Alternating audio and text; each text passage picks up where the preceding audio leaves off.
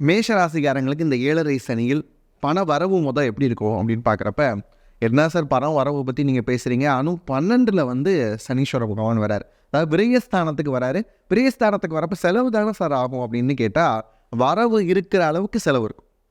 இப்போ வரவும் அதிகமாகும், செலவும் அதிகமாகும். இந்த செலவுகளை நம்ம எப்படி இன்வெஸ்ட் பண்ணுறோம் அப்படிங்கிறதா நம்முடைய தெளிவான முடிவு அப்படின்னு நினைக்கிறேன். மேசராசிக்காரங்களுக்கு எப்பயுமே சேமிக்கக்கூடிய குணம் இருக்கும். அந்த சேமிக்கக்கூடிய குணத்தை இனியும் கண்டினியூ பண்ணுங்க அப்படிங்கிறது தான் மொதல் விஷயம். சரி, எதில் சார் சேமிக்கிறது?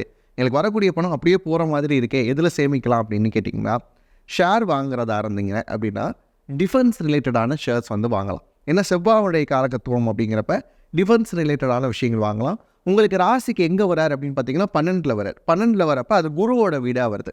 அப்போ நீங்கள் என்ன செய்யலாம் அப்படின்னா, கோல்டு தாராளமாக வாங்கலாம்.